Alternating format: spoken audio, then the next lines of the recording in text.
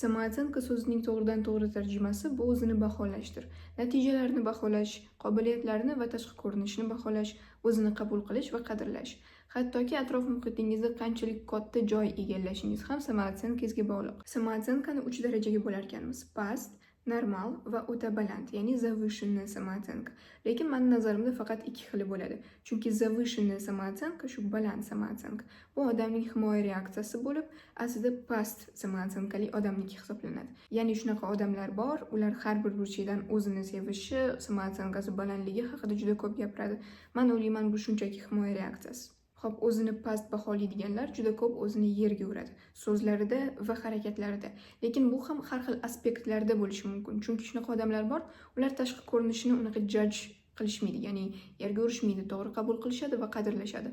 Ammo ishlariga kelganda, harakatlariga, natijalariga kelganda o'zini yerga urishi mumkin. Samootsyenkasi normal bo'lgan odamlar esa minuslarni biladi, pluslarni biladi.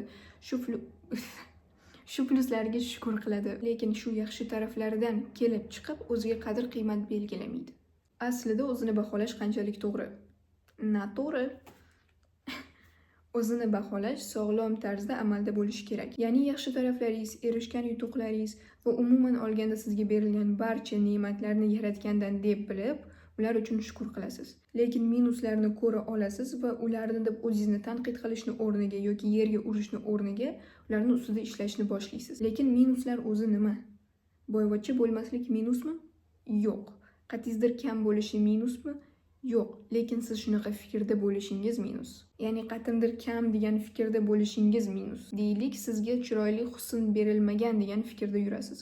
Va siz chiroylilarni orasiga tushganingizda albatta o'zingizni solishtirishni boshlaysiz va sizda shu kamchilik hissi bo'ladi.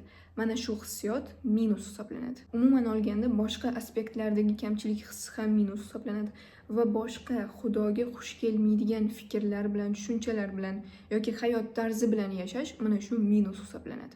Umuman olganda yaratganni taniydigan odamning samootsyenkasi stabilniy bo'ladi va normada bo'ladi.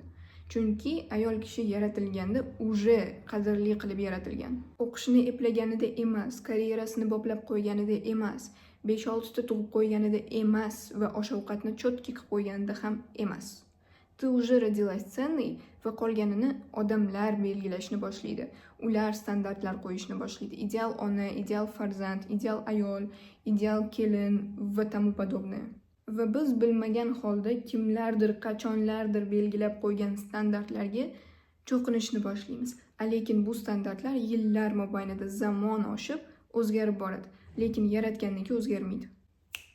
Поняли-mi? Samootsyenkani o'ynashi aslida normal holat. Biz bekorga moslashuvchan bo'lib yaratilmaganmiz. Lekin bu degani siz o'zingizga uyushtiradigan emotsional arg'imchoqlarda uchib yurasiz degani emas, balki bizning tushunchalarimiz, fikrlarimiz, ya'ni beliefs, mana shu narsalar buni normal holatga keltiradi va stabilniy holatda ushlab turadi. Misol aytib o'tib ketaman va aytib o'tgan narsalarimni shu vaqtgacha ko'proq tushunib yetamiz. Xo'p, siz sezib qoldingiz, samootsyenka tushib ketyapti va nega unaqa bo'layotganini sababini ham bildingiz. Va buni sababi albatta qaysidir внешний stimul, ya'ni qaysidir ne'mat balkim sizda kamayayotgandir. Va shunda siz tushunib yetasizki, siz yaratilganingiz uchun yoki borligingiz uchun emas, balki sizda nimadir borligi, bor bo'lgani uchun siz o'zingizni qadrlayotganingizni tushunib yetasiz. Va shu narsa sizda bo'lmasa, albatta qadringiz tushib ketadi. Odamlarda husni ketib qolishi mumkin. Odamlarda sog'lig'i ketib qoladi yoki na piki karyera turgan odamlar sinib qoladi va albatta samootsyenka tushib ketadi ularda. Va bu narsani stabilniy holatga, normal holatga yana ko'tarib olib chiqib beradigan narsa bu ularning tushunchalari, fikrlari va albatta yaratganga bo'lgan ishonchi. Balkim ba'zi odamlar bu narsani to'laqonlik tushunib yetishi uchun hamma narsasidan ayrilishi kerakdir.